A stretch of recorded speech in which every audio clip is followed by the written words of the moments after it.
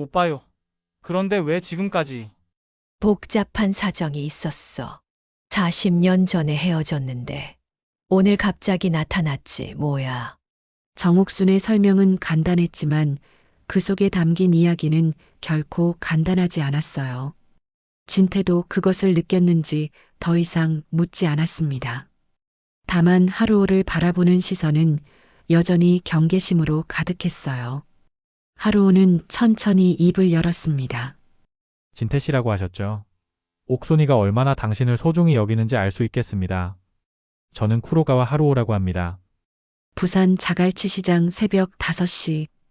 해가 뜨기도 전부터 시장은 이미 활기로 가득 찼습니다. 트럭에서 쏟아져 나오는 싱싱한 생선들, 상인들의 우렁찬 목소리, 그리고 그 모든 소란 속에서도 유독 침착하게 칼질 소리만 들려오는 한 모퉁이가 있었죠. 정옥순 할머니의 가게였습니다. 70살의 나이에도 불구하고 그녀의 손놀림은 젊은 사람 못지않게 빠르고 정확했어요.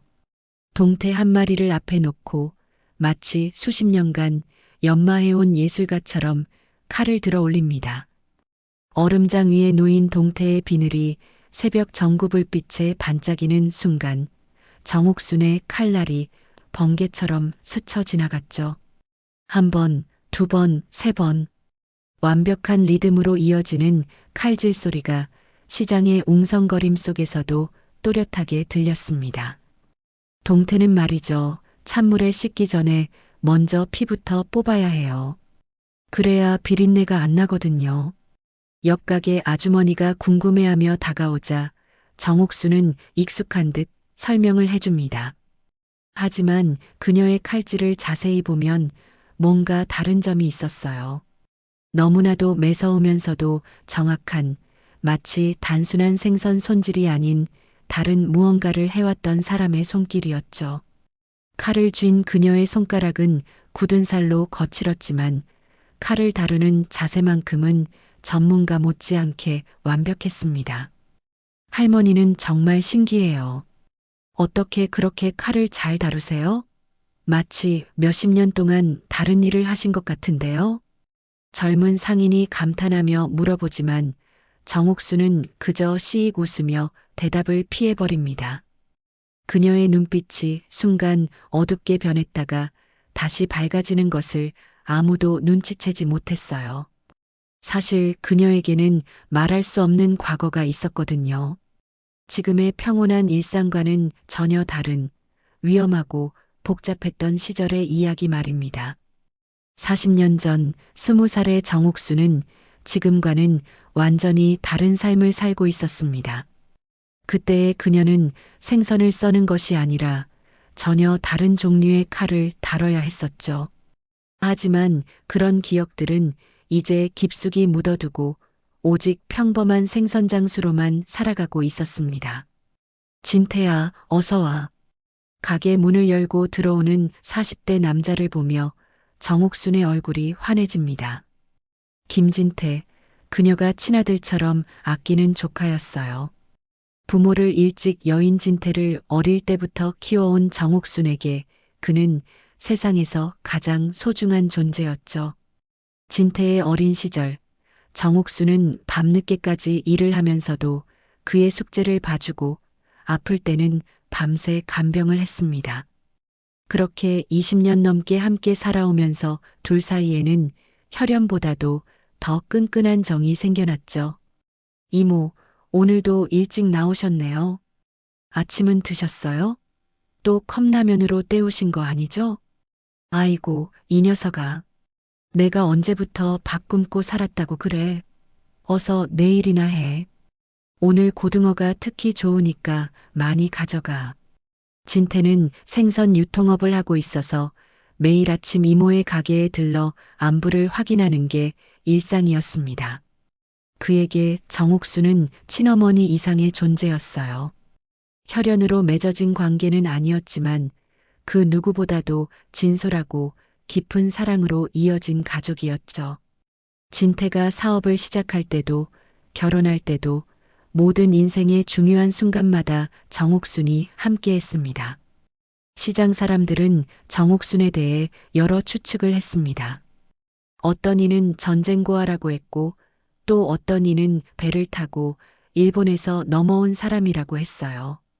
실제로 그녀의 억양에는 미묘한 일본어 흔적이 남아 있었고 가끔 무의식 중에 일본어 단어가 튀어나오기도 했거든요. 하지만 아무도 정확한 진실을 아는 사람은 없었습니다. 정옥순 자신도 그 이야기들을 그냥 흘려들을 뿐 자신의 과거에 대해서는 입을 다물고 있었거든요. 할머니, 또 그 낡은 칼로만 써세요? 새 칼 하나 사드릴까요? 요즘 좋은 칼들이 많이 나왔는데. 단골 손님이 농담 반 진담 반으로 물어보지만 정옥수는 고개를 저어요. 그녀가 사용하는 칼은 겉보기에는 평범해 보이지만 사실 특별한 의미가 있는 물건이었습니다. 오래전 일본에서 가져온 것으로 그녀의 지난 삶을 증명하는 유일한 증거품이기도 했죠. 칼자루에는 일본어로 새겨진 작은 글씨가 있었는데 세월이 흘러 거의 지워져서 이제는 정옥순만이 그 의미를 알고 있었습니다. 이 칼이면 충분해요. 새 것보다 손에 익은 게 더 좋거든요. 40년 넘게 써온 칼인데 이제 내 손의 일부나 마찬가지예요. 정옥순의 대답에는 단순한 선호 이상의 의미가 담겨 있었습니다. 그 칼에는 그녀만이 아는 이야기들이 새겨져 있었어요. 기쁨보다는 아픔이, 사랑보다는 이별이 더 많이 새겨진 이야기들이었죠. 때로는 밤늦게 혼자 가게 정리를 하면서 그 칼을 바라보며 먼 추억에 잠기기도 했습니다. 해가 중천에 떠오를 무렵 시장은 더욱 붐볐습니다. 관광객들이 하나둘 나타나기 시작하고 식당 사장들이 식재료를 사러 몰려들었어요. 정옥수는 변함없이 자리를 지키며 생선을 손질하고 손님들과 담소를 나누며 평범한 하루를 보내고 있었어요. 하지만 그녀는 아직 모르고 있었습니다. 곧 그녀의 평온한 일상에 큰 파란이 일어날 것이라는 사실을 말이죠. 40년 동안 묻어두었던 과거가 다시 그녀를 찾아올 것이라는 사실을 말입니다. 평범했던 어느 화요일 오후 자갈치 시장에 낯선 기운이 감돌기 시작했습니다. 정옥수는 언제나처럼 동태를 손질하고 있었는데 문득 누군가의 시선을 느꼈어요. 고개를 들어보니 가게 앞에 정장을 차려입은 중년 남성이 서 있었습니다. 그는 다른 관광객들과는 확연히 달랐어요. 옷차림부터 자세, 그리고 눈빛까지 모든 것이 평범하지 않았죠. 남자는 한참 동안 정옥순을 바라보기만 했습니다. 마치 오랫동안 찾던 사람을 드디어 발견한 것처럼 그의 눈에는 복잡한 감정이 어려 있었어요. 기쁨과 그리움, 그리고 미안함까지 뒤섞인 표정이었죠. 정옥순도 그 시선을 느끼고 있었지만 애써 모른 척하며 계속해서 생선을 손질했습니다. 하지만 그녀의 손이 미세하게 떨리고 있다는 것을 아무도 눈치채지 못했어요. 어서 오세요. 무엇을 찾으세요? 결국 정옥순이 먼저 말을 걸었습니다. 하지만 그녀의 목소리에는 평소와 다른 긴장감이 깔려 있었어요. 남자는 천천히 다가와서 가게 앞 진열대를 둘러보는 척했지만 실제로는 생선에는 관심이 없어 보였습니다. 그의 시선은 오직 정옥순에게만 고정되어 있었거든요. 좋은 생선들이 많네요. 사장님께서 직접 손질하시는 건가요? 남자의 한국어는 유창했지만 미묘한 일본어 억양이 섞여 있었습니다. 정옥순의 몸이 순간 경직되었어요. 그 억양, 그 말투가 너무나 익숙했거든요. 마치 수십 년 전 기억 속에서 들었던 목소리 같았습니다. 네, 40년 넘게 이 일을 해왔어요. 손님은 어디서 오셨나요? 정옥순이 조심스럽게 물어보자 남자는 잠시 망설이다가 대답했습니다. 일본에서 왔습니다. 오래전부터 한번 와보고 싶었던 곳이에요. 그 순간 정옥순의 칼질이 멈췄습니다.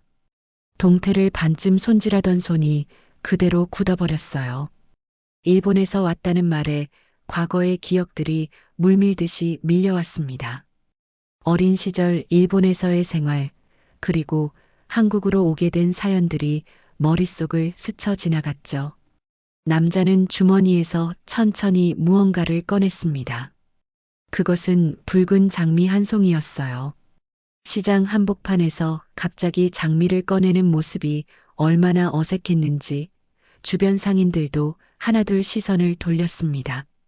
하지만 남자는 그런 시선들은 아랑곳하지 않고 조심스럽게 그 장미를 정옥순에게 내밀었어요. 이것을 받아주세요.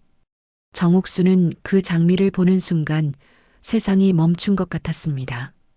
붉은 장미. 그것은 단순한 꽃이 아니었어요. 오래전 일본에서 누군가와 나눴던 약속의 상징이었습니다.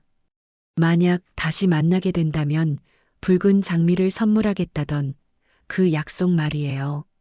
당신은 정옥순의 입에서 떨리는 목소리가 나왔습니다.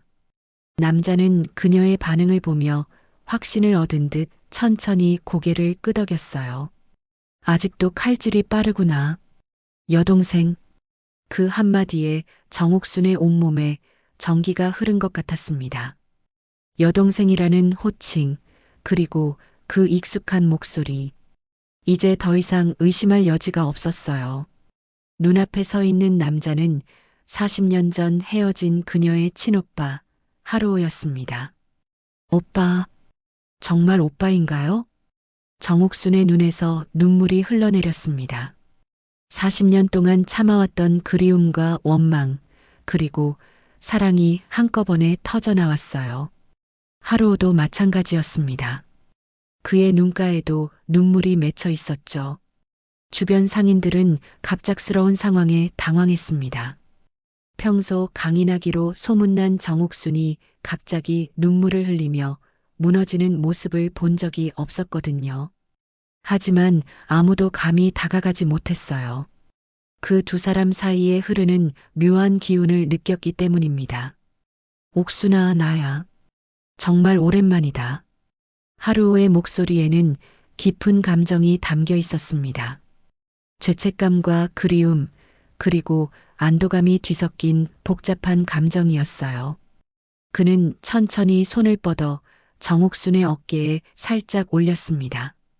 왜 이제야 왔어요? 40년 동안 어디 있었다고? 정옥순의 목소리는 울음으로 떨렸습니다. 40년 동안 쌓여왔던 모든 감정들이 한꺼번에 폭발하는 것 같았어요. 그동안 혼자 감당해야 했던 외로움과 그리움이 얼마나 컸는지 이제야 실감이 났습니다. 하루오는 대답 대신 조용히 그녀를 바라보기만 했습니다. 그에게도 할 말이 너무 많았어요.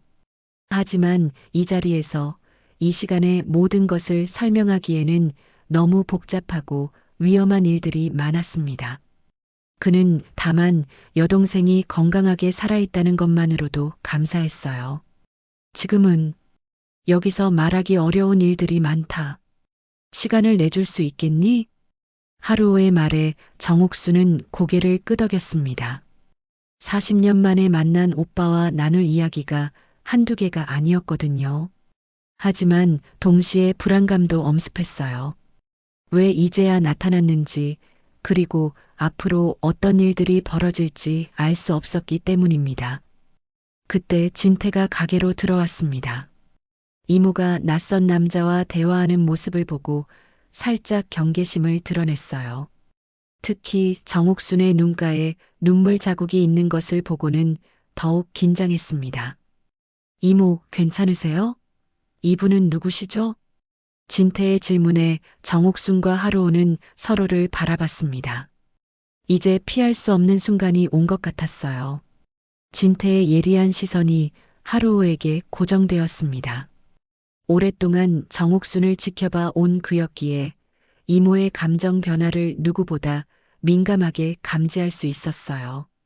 평소 강단 있고 의연했던 이모가 이렇게 동요하는 모습을 본 것은 처음이었거든요. 잠깐만요. 이모, 이분이 누구신지 설명해 주세요. 진태의 목소리에는 경계심이 가득했습니다. 하루오를 보는 그의 눈빛도 예사롭지 않았어요. 직감적으로 이 남자가 단순한 손님이 아니라는 것을 느꼈기 때문입니다. 정장 차림새도 그렇고 전체적인 분위기가 일반적인 관광객과는 확연히 달랐거든요. 정옥수는 당황스러워했습니다. 갑작스럽게 나타난 오빠 앞에서 어떻게 설명해야 할지 막막했어요. 40년 동안 숨겨온 자신의 과거를 이제야 드러내야 하는 순간이 온 것 같았습니다. 진태야, 일단 가게 문을 닫자. 할 이야기가 있어. 정옥순의 진지한 표정을 본 진태는 더 이상 묻지 않고 가게 문에 잠시 휴업 팻말을 걸었습니다. 하루오는 그 모습을 조용히 지켜보며 여동생이 이곳에서 얼마나 평범하고 안정된 삶을 살아왔는지 실감했어요. 그리고 동시에 자신의 등장이 그 평온을 깨뜨리게 될지도 모른다는 걱정이 들었습니다. 이분은 내 오빠야. 정옥순의 고백에 진태는 눈을 크게 떴습니다. 이모에게 오빠가 있다는 이야기를 들어본 적이 없었거든요. 아니, 가족에 대한 이야기 자체를 거의 들어본 적이 없었어요. 진태가 아는 정옥수는 언제나 혼자였고 과거에 대해서는 입을 다물고 사는 사람이었습니다. 오빠요? 그런데 왜 지금까지? 복잡한 사정이 있었어. 40년 전에 헤어졌는데 오늘 갑자기 나타났지 뭐야. 정옥순의 설명은 간단했지만 그 속에 담긴 이야기는 결코 간단하지 않았어요. 진태도 그것을 느꼈는지 더 이상 묻지 않았습니다.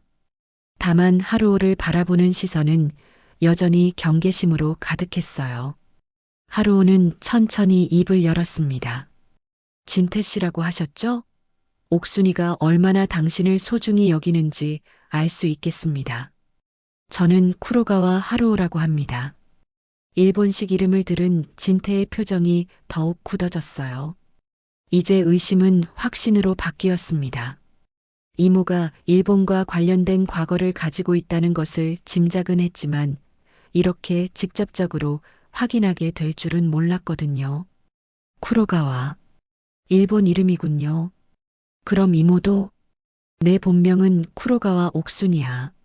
하지만 이제는 정옥순으로 살고 있어. 정옥순의 고백에 진태는 충격을 받았습니다. 20년 넘게 함께 살아오면서도 이모의 진짜 이름조차 몰랐다는 사실이 믿기지 않았어요. 그렇다면 지금까지 자신이 알고 있던 이모의 모든 것들이 진실이 아니었단 말인가요? 그럼 이모는 일본 사람이세요? 태어난 곳은 일본이지만 마음은 한국 사람이야. 20살 때 이곳에 와서 지금까지 살았거든. 정옥순의 설명을 들으며 진태는 복잡한 감정에 빠졌습니다. 배신감과 혼란스러움, 그리고 동시에 이해하려는 마음이 뒤섞였어요. 이모가 자신의 과거를 숨겨야 했던 이유가 있었을 것이라고 생각하면서도 왜 자신에게까지 비밀로 했는지 서운함도 들었습니다. 하루오는 그런 진태의 마음을 읽은 듯 말했습니다. 옥순이가 자신의 과거를 숨긴 것은 당신을 보호하기 위해서였을 겁니다. 우리 가족의 사정은 복잡하거든요. 복잡하다는 게 무슨 뜻인가요? 진태의 직접적인 질문에 하루오와 정옥수는 서로를 바라봤습니다. 이제 더 이상 숨길 수 없는 순간이 온 것 같았어요. 하루오는 깊게 숨을 쉰 후 입을 열었습니다. 저는 일본에서 특별한 일을 하고 있습니다. 쿠로가와 회라는 조직을 이끌고 있어요. 진태는 쿠로가와 회라는 이름을 들어본 적이 있었습니다. 일본의 대표적인 야쿠자 조직 중 하나였거든요. 뉴스나 영화에서 본 적이 있던 그 조직의 보스가 바로 이모의 오빠라니 믿기지 않았어요. 야쿠자라는 말씀이신가요? 그렇습니다. 그리고 옥순이는 40년 전 그 세계에서 벗어나 이곳에서 새로운 삶을 시작했습니다. 진태는 머리가 복잡해졌습니다. 자신이 알고 있던 이모는 단순한 생선장수였는데 알고 보니 일본 야쿠자의 여동생이었다니요. 그동안 이모의 뛰어난 칼솜씨나 가끔 보이던 날카로운 눈빛이 이제야 이해가 되었어요. 그럼 이모는 예전에 나는 아무것도 안 했어. 그냥 오빠 때문에 위험해져서 한국으로 피해온 거야. 정옥순이 급하게 해명했습니다. 진태가 자신을 오해할까봐 걱정스러웠거든요. 하지만 진태의 표정은 여전히 충격과 혼란으로 가득했어요. 40년 동안 이모는 혼자서 이 모든 걸 감당하셨군요. 진태의 목소리에는 안타까움이 담겨 있었습니다. 이제야 이모가 왜 항상 조심스럽게 살았는지, 왜 과거 이야기를 하기 싫어했는지 이해가 되었어요. 그리고 그런 상황에서도 자신을 친아들처럼 키워준 이모에게 더욱 고마운 마음이 들었습니다. 하루오는 여동생과 진태의 관계를 지켜보며 안도했습니다. 다행히 진태는 상황을 이해하려고 노력하는 것 같았어요. 하지만 이것은 시작일 뿐이었습니다. 그가 여기 온 진짜 이유를 아직 말하지 않았거든요. 옥순아, 사실 내가 여기 온 이유가 따로 있어. 하루오의 말에 정옥순과 진태는 긴장했습니다. 더 큰 이야기가 남아있다는 것을 직감했기 때문이에요. 하루오의 표정이 갑자기 어두워졌습니다. 그동안 여동생을 만난 기쁨으로 가득했던 얼굴에 깊은 걱정과 피로가 드리워졌어요. 정옥수는 오빠의 변화된 모습을 보며 불안감을 느꼈습니다. 분명 좋지 않은 소식이 있을 것 같았거든요. 오빠 무슨 일이에요? 얼굴이 안 좋아 보여요. 옥순아, 나는 이제 오래 살지 못할 것 같다. 하루오의 고백에 가게 안은 조용해졌습니다. 정옥순의 얼굴이 창백해졌고 진태도 숨을 죽이며 그들의 대화를 지켜봤어요. 40년 만에 만난 오빠가 죽음을 이야기한다니 정옥순에게는 청천벽력 같은 소식이었습니다. 무슨 소리예요? 병원에는 가봤어요? 요즘 의학이 얼마나 발달했는데. 이미 여러 병원을 다녀봤어. 간암 말기야. 길어야 몇 개월 정도라고 하더구나. 정옥순의 눈에서 또다시 눈물이 흘러내렸습니다. 40년 만에 만난 오빠를 이렇게 빨리 잃게 될 줄은 꿈에도 생각하지 못했어요. 그동안 오빠에 대한 원망도 있었지만 이런 식으로 이별하게 될 것이라고는 상상도 하지 못했습니다. 그럼 치료를, 항암 치료라도 받으면 이미 늦었어. 그리고 내가 여기 온 이유는 치료 때문이 아니야. 하루오는 잠시 망설이다가 본격적인 이야기를 시작했습니다. 그의 목소리에는 결의가 담겨 있었어요. 쿠로가와회를 누군가에게 물려줘야 해. 그런데 내게는 믿을 만한 후계자가 없어. 진태는 야쿠자 조직의 후계 문제를 듣고 있다는 사실이 현실 같지 않았어요. 마치 영화 속 이야기를 듣고 있는 것 같았습니다. 하지만 하루오의 진지한 표정을 보니 이것이 농담이 아니라는 것을 알 수 있었어요. 딸이 하나 있긴 하지만 그 아이는 내 일을 싫어해. 조직과는 거리를 두고 살고 있지. 그럼 다른 사람은 없어요? 조직 안에 믿을 만한 사람이 있긴 하지만 혈연이 아니면 조직 내에서 인정받기 어려워. 그래서 너에게 부탁하려고 왔다. 정옥수는 오빠의 말을 듣고 깜짝 놀랐습니다. 설마 자신에게 조직을 물려주겠다는 이야기인가요? 40년 동안 평범한 생선장수로 살아온 자신에게 말이에요? 오빠, 설마 나한테. 그래. 너만이 쿠로가와의 피를 이은 유일한 가족이야. 조직에서도 혈연을 중시하거든. 정옥수는 단호하게 고개를 저었습니다. 40년 전 그 세계에서 벗어날 때부터 다시는 그런 삶으로 돌아가지 않겠다고 다짐했거든요. 이제 와서 야쿠자 보스가 되라는 것은 말도 안 되는 소리였어요. 안 돼요. 나는 그때부터 한국 사람이었어요. 동태 썰고 고등어 팔면서 산 게 내 인생이에요. 정옥순의 단호한 거절에 하루오는 예상했다는 듯 고개를 끄덕였어요. 여동생의 성격을 누구보다 잘 알고 있었거든요. 하지만 그래도 한 번은 부탁해봐야 했습니다. 알고 있어. 내가 거절할 줄도 알았고. 하지만 혈연이 아니면 조직이 분열될 수도 있어. 수많은 사람들이 피해를 당할 거야. 그건 오빠가 해결할 문제예요. 나는 상관없어요. 진태는 그들의 대화를 들으며 복잡한 심정이었습니다. 이모가 거절하는 것은 당연하지만 한편으로는 오빠를 걱정하는 마음도 이해가 되었어요. 가족이라는 것은 때로는 이런 어려운 선택을 하게 만드는 것 같았습니다. 옥순아, 내가 무리한 부탁을 하고 있다는 걸 알아. 하지만 오빠 제발 그만해요. 나는 이미 내 삶을 선택했어요. 진태라는 가족도 있고 이 시장 사람들도 있어요. 여기가 내 전부예요. 정옥순의 말을 들은 진태는 가슴이 뭉클해졌습니다. 이모가 자신을 가족이라고 부른 것도 그리고 이곳에서의 삶을 소중히 여기고 있다는 것도 고마웠어요. 비록 혈연 관계는 아니지만 진짜 가족보다 더 끈끈한 정으로 이어진 관계라는 것을 다시 한번 확인할 수 있었습니다. 하루오는 여동생의 결정을 존중하기로 했습니다. 억지로 설득해서 될 일이 아니라는 것을 알고 있었거든요. 그리고 사실 마음 한편으로는 안도하기도 했어요. 여동생이 평범하고 행복한 삶을 살고 있다는 것이 확인되었으니까요. 알겠어. 더 이상 강요하지 않을게. 다만, 가끔 연락할 수는 있겠지? 그건 생각해 볼게요. 정옥순도 마음이 복잡했습니다. 오빠를 미워할 수만은 없었지만 그렇다고 과거로 돌아갈 수도 없었어요. 40년 동안 쌓아온 삶을 포기할 수는 없었습니다.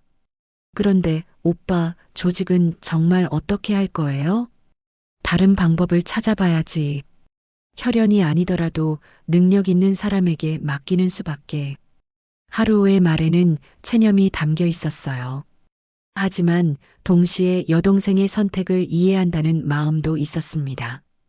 그녀가 행복하게 사는 것이 더 중요했거든요.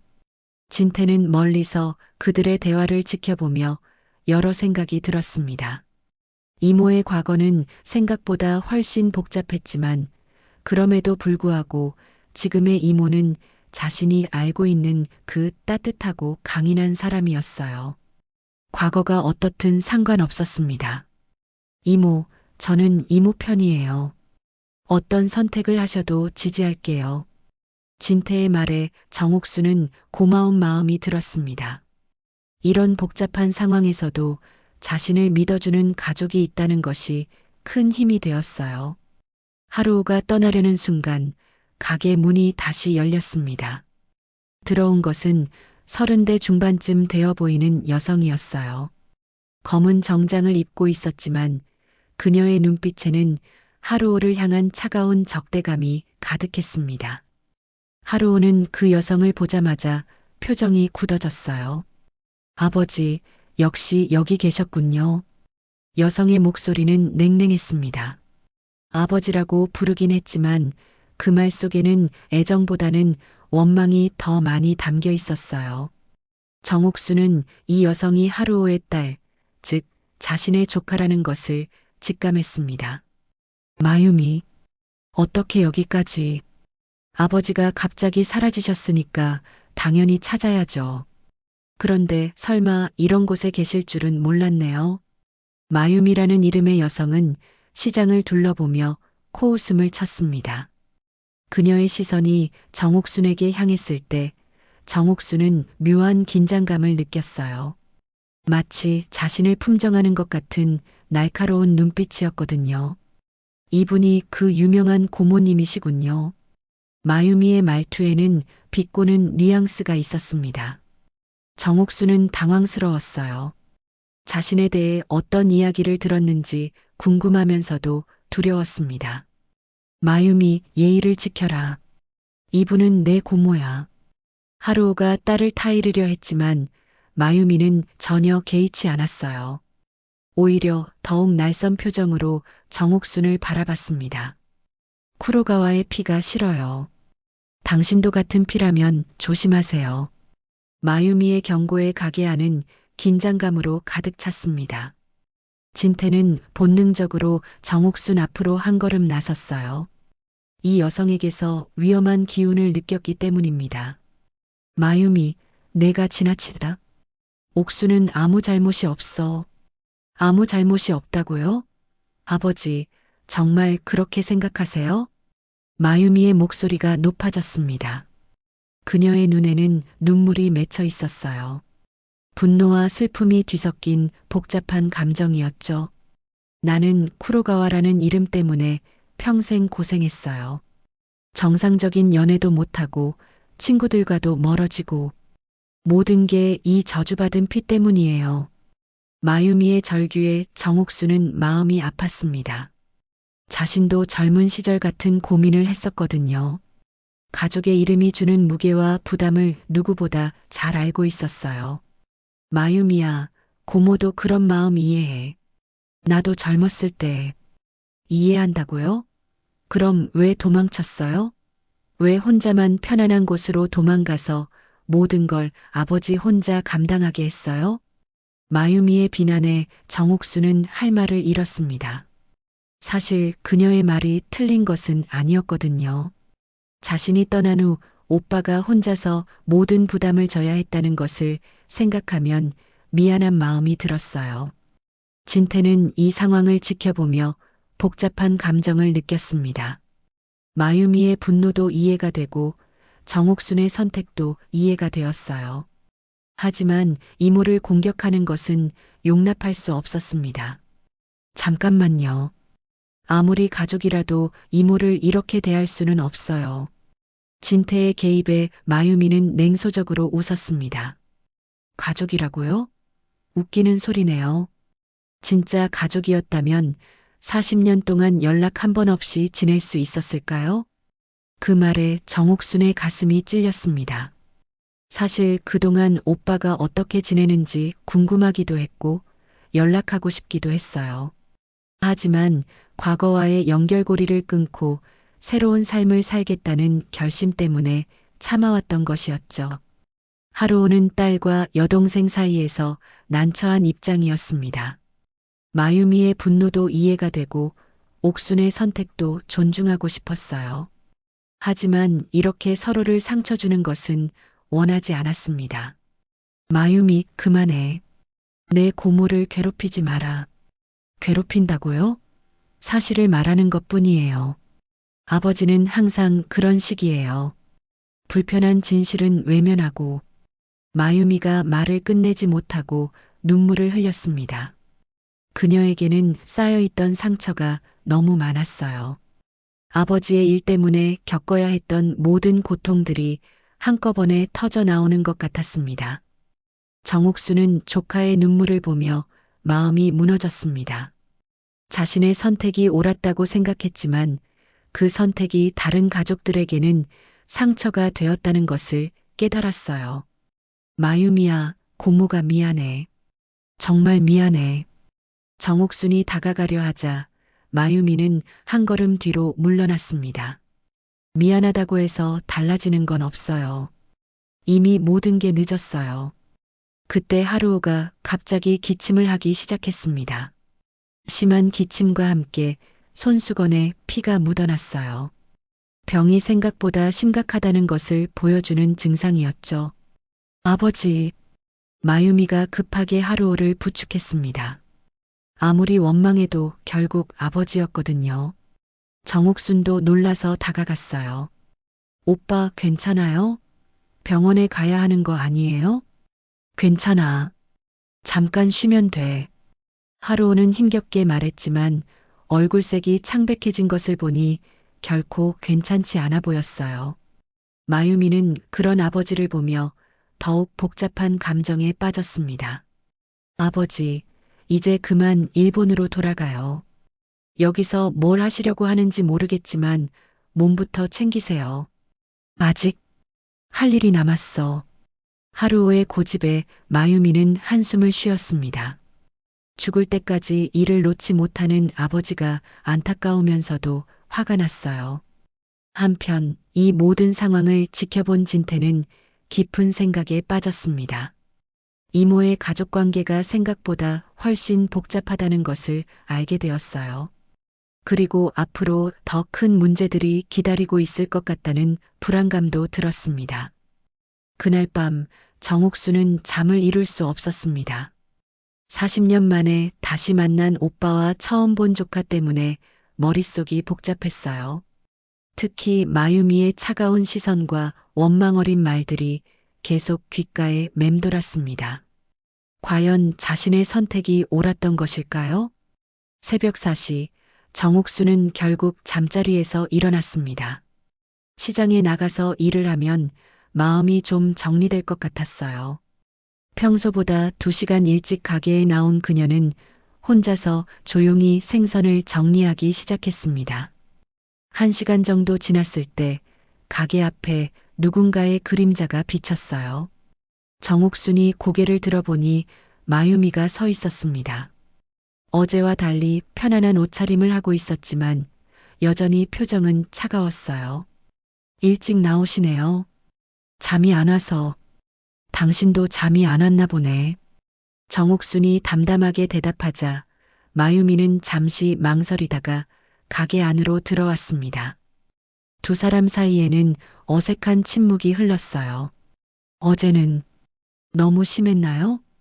마유미가 먼저 입을 열었습니다. 목소리에는 어제의 날카로움 대신 피로감이 묻어 있었어요. 밤새 고민한 흔적이 역력했습니다. 아니야. 내 마음도 이해해. 나도 젊었을 때 똑같이 생각했거든. 정옥순의 솔직한 대답에 마유미는 조금 놀란 것 같았어요. 변명이나 반박 대신 이해한다는 말을 들을 줄 몰랐거든요. 정말요? 그럼 왜 도망쳤어요? 아버지 혼자 두고. 도망친 게 아니야. 살기 위해서였어. 정옥수는 손을 멈추고 마유미를 바라봤습니다.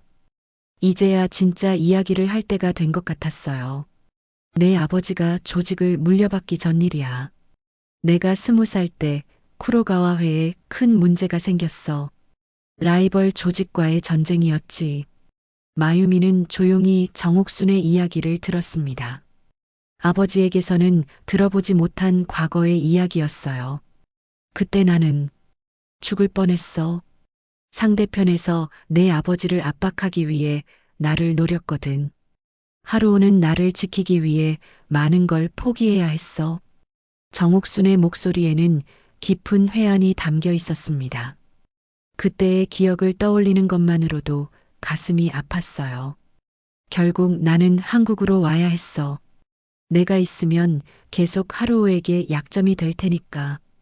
그래서 새 이름으로, 새 사람으로 살기 시작한 거야. 마유미는 정옥순의 이야기를 들으며 복잡한 마음이 들었습니다. 지금까지 무책임하게 도망쳤다고 생각했는데 사실은 가족을 위한 희생이었다니요. 그럼 연락을 안 한 것도? 연락하면 위험해져. 나도 하루오도. 그래서 참았어. 40년 동안. 정옥순의 설명을 들은 마유미는 할 말을 잃었습니다. 어제까지 원망했던 고모가 사실은 가족을 위해 모든 걸 포기한 사람이었다니요. 자신이 얼마나 무지했는지 깨달았어요. 고모, 미안해요. 어제 너무 심하게 말했어요. 괜찮아. 내가 그럴 만했어. 나도 내 입장이었다면 똑같이 생각했을 거야. 정옥순의 따뜻한 말에 마유미의 눈에 눈물이 맺혔습니다. 지금까지 아무도 자신의 마음을 이해해주지 않았는데 고모는 달랐어요. 그런데 정말 궁금한 게 있어요. 40년 동안 어떻게 살았어요? 외롭지 않았어요? 외로웠지. 특히 처음 몇 년은 정말 힘들었어. 하지만 진태를 만나고부터는 괜찮아졌어. 정옥수는 진태 이야기를 하며 얼굴이 밝아졌습니다. 마유미도 그 변화를 놓치지 않았어요. 진태 씨를 정말 아끼시는군요. 내 아들이나 마찬가지야. 혈연은 아니지만 진짜 가족보다 더 소중해. 정옥순의 말을 들으며 마유미는 가족의 의미에 대해 다시 생각해 봤습니다. 혈연 관계가 전부가 아니라는 것을 깨달았어요. 고모, 아버지 일, 어떻게 생각하세요? 조직을 물려받으라는 얘기 말이에요. 내 아버지도 나름 고민이 많을 거야. 하지만 나는 이미 선택했어. 이곳에서 이렇게 사는 게 내 길이야. 정옥순의 단호한 대답에 마유미는 안도했습니다. 고모가 조직을 물려받는다면 또 다른 문제가 생길 것 같았거든요. 그럼 제가 물려받으면 어떨까요? 마유미의 갑작스러운 제안에 정옥수는 깜짝 놀랐습니다. 어제까지 쿠로가와의 피를 저주하던 조카가 갑자기 조직을 물려받겠다니요. 너무 갑작스러운 생각 아니야? 아니에요. 어차피 저도 쿠로가와의 피를 받았잖아요. 그리고 아버지 혼자 두고 볼 수 없어요. 마유미의 말에는 결의가 담겨 있었어요. 비록 원망스럽기도 했지만 결국 아버지였고 가족이었거든요. 하지만 위험한 일이야. 내가 감당할 수 있을까? 모르겠어요. 하지만 해봐야죠. 고모가 40년 전에 희생하셨듯이 이제는 제가 뭔가 해야 할 때인 것 같아요. 정옥수는 조카의 말을 들으며 복잡한 마음이 들었습니다.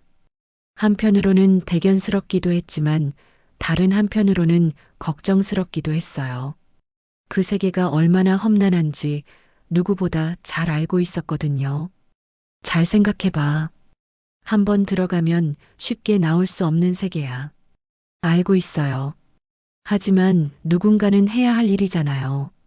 마유미의 각오를 본 정옥수는 더 이상 말리지 않기로 했습니다. 어쩌면 이것이 그들 가족의 운명일지도 모르겠다는 생각이 들었어요. 그때 진태가 가게로 들어왔습니다. 일찍 나온 이모가 걱정되어 찾아온 것이었어요. 이모, 괜찮으세요? 마유미 씨도. 진태야, 괜찮아. 마유미랑 이야기하고 있었어. 진태는 두 사람의 분위기가 어제와 많이 달라진 것을 느꼈습니다. 다행히 화해한 것 같아 보였어요. 오후가 되자 하루오가 다시 가게에 나타났습니다. 어제보다 얼굴색이 더 안 좋아 보였지만 마유미와 정옥순이 함께 있는 모습을 보고는 안도의 표정을 지었어요. 두 사람이 화해한 것 같다는 걸 직감했거든요. 아버지, 몸은 괜찮으세요? 마유미가 걱정스럽게 물어보자 하루오는 괜찮다는 듯 손을 흔들었습니다. 하지만 누가 봐도 괜찮지 않아 보였어요. 옥수나 마유미랑 이야기 잘 됐나? 응, 오해가 좀 풀렸어. 마유미가 생각보다 똑똑한 아이네. 정옥순의 칭찬에 마유미는 살짝 부끄러워했습니다.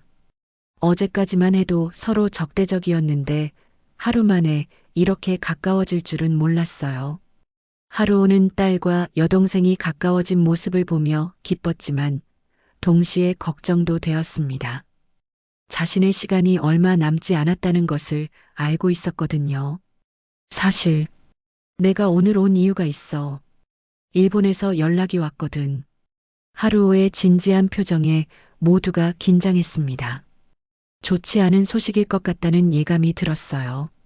쿠로가와회 내부에서 분란이 일어나고 있어. 내가 없는 사이에 권력 다툼이 시작된 거야.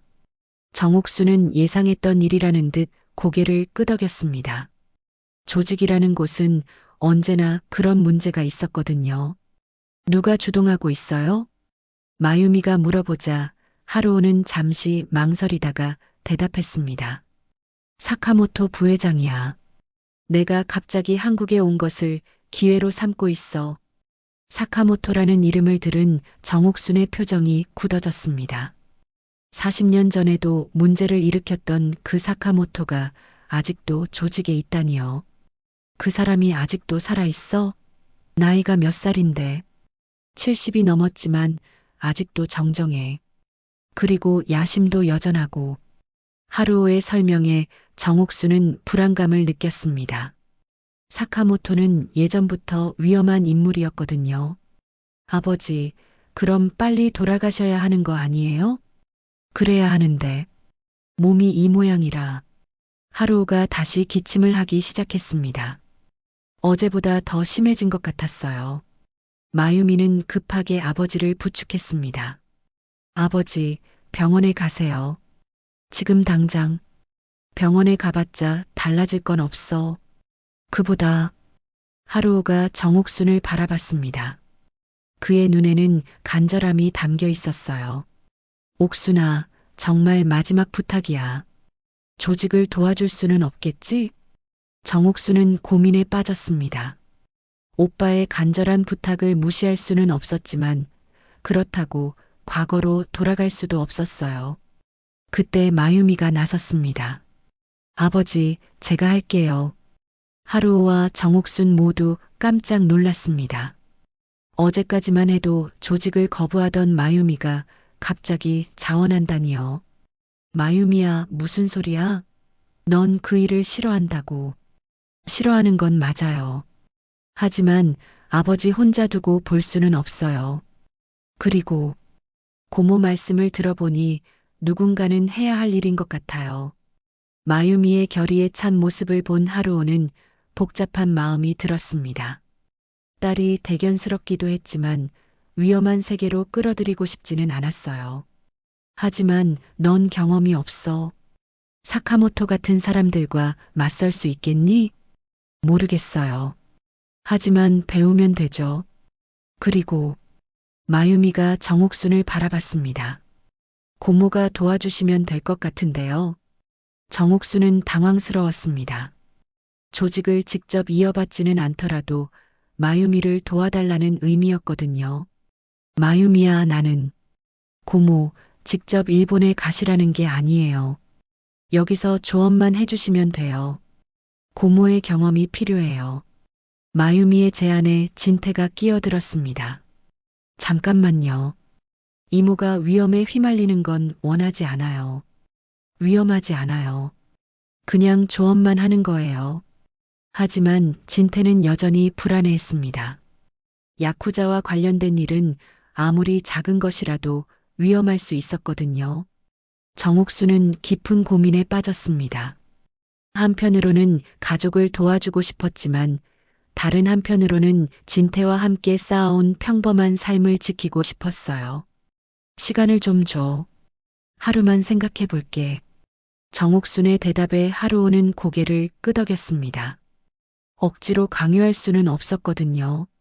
알겠어. 하지만 시간이 많지 않아. 사카모토가 움직이기 전에 결정해야 해.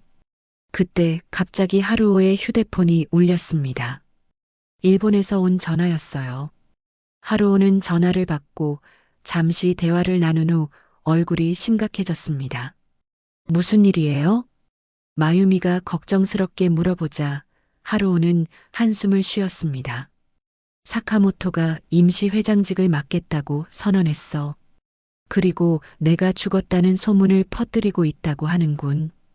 이 소식에 모두가 충격을 받았습니다. 상황이 생각보다 훨씬 심각했어요.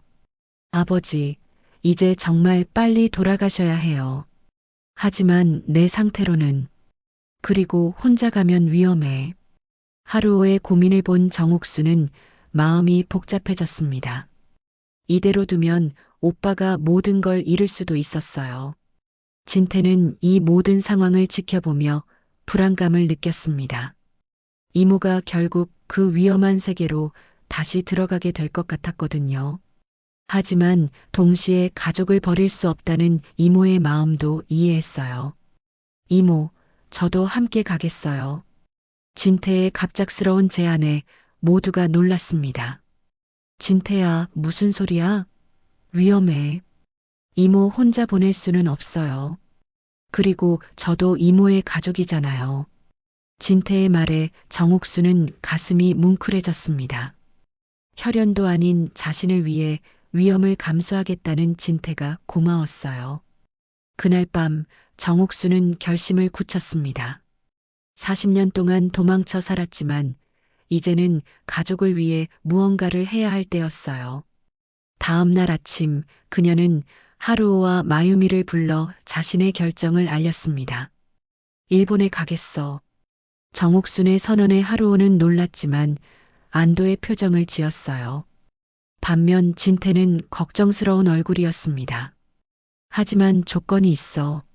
나는 절대 조직을 이어받지 않아. 마유미를 후계자로 세우는 것까지만 도와줄게. 그것만으로도 충분해, 옥순아. 하루오는 여동생의 도움만으로도 고마웠습니다. 혼자서는 해결할 수 없는 상황이었거든요.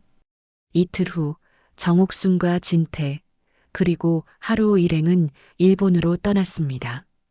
오사카 공항에 도착하자마자 쿠로가와 회의 간부들이 마중 나와 있었어요.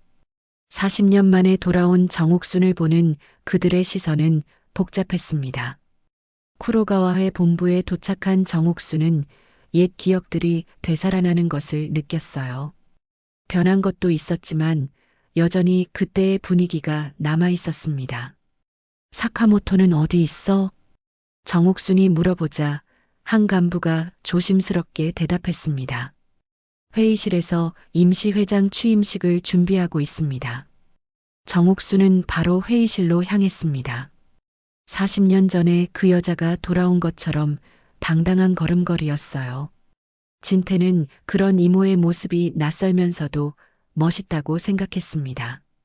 회의실 문이 열리자 안에 있던 모든 사람들의 시선이 정옥순에게 집중되었어요. 70이 넘은 사카모토는 정옥순을 보고 깜짝 놀랐습니다.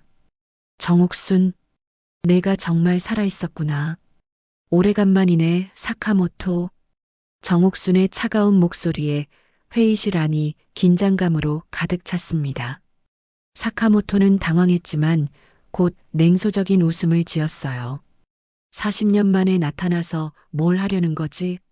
이미 조직은 변했어. 변한 게 있다면 내가 더 늙었다는 것뿐이야. 여전히 욕심은 그대로구나. 정옥순의 말에 사카모토의 얼굴이 붉어졌습니다. 하지만 그는 쉽게 물러설 생각이 없었어요. 하루오는 이미 끝났어. 병으로 죽어가고 있다고 들었는데. 그래서 내가 대신하겠다는 거야? 당연하지. 조직을 이끌 수 있는 건 나뿐이야. 그때 마유미가 앞으로 나섰습니다. 모든 시선이 그녀에게 향했어요. 사카모토 씨, 저를 모르시는군요. 저는 쿠로가와 마유미입니다. 마유미의 소개에 회의실이 술렁거렸습니다. 하루오의 딸이라는 것은 알고 있었지만 조직 일에는 관심이 없다고 알려져 있었거든요. 마유미 양, 갑자기 왜? 아버지의 후계자로서 조직을 이어받겠습니다. 마유미의 선언에 사카모토는 코웃음을 쳤습니다. 조직 일을 한 번도 해본 적 없는 아가씨가 무슨 후계자야? 그래서 고모가 도와주실 거예요. 정옥순이 한 걸음 앞으로 나섰습니다. 40년 전의 카리스마가 되살아나는 것 같았어요. 사카모토, 내가 아무리 나이를 먹어도 내가 누군지는 기억하고 있겠지? 사카모토의 얼굴이 창백해졌습니다. 젊은 시절 정옥순이 얼마나 무서운 사람이었는지 기억하고 있었거든요. 조직의 규칙을 잊었나? 혈연이 우선이야. 마유미가 정당한 후계자야. 정옥순의 말에 다른 간부들도 고개를 끄덕였습니다. 아무리 사카모토가 오래 조직에 있었어도 혈연의 원칙을 무시할 수는 없었어요. 결국 투표가 진행되었고 마유미가 새로운 회장으로 선출되었습니다. 사카모토는 불만스러워했지만 어쩔 수 없이 받아들였어요. 하지만 경험이 없는 마유미 양이 조직을 제대로 이끌 수 있을까요? 한 간부의 질문에 정옥순이 대답했습니다. 당분간 내가 고문 역할을 할 거야. 마유미가 조직을 제대로 이끌 수 있을 때까지. 이렇게 해서 쿠로가와 회의 새로운 시대가 시작되었습니다.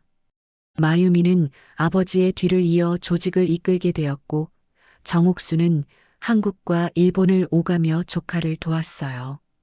6개월 후 하루오는 병원에서 조용히 세상을 떠났습니다. 마지막까지 딸과 여동생이 함께 해줘서 편안한 죽음이었어요.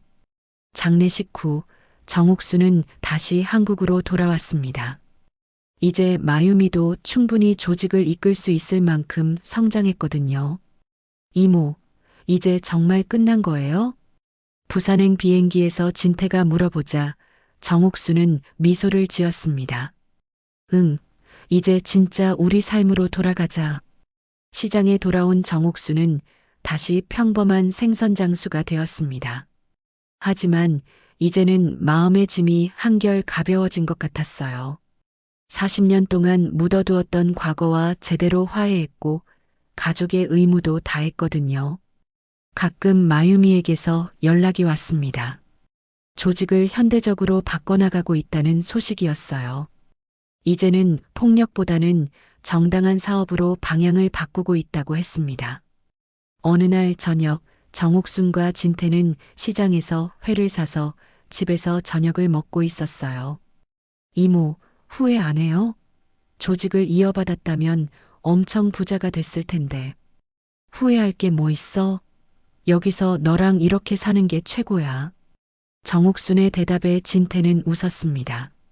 몇 개월 전 겪었던 모든 일들이 마치 꿈만 같았어요.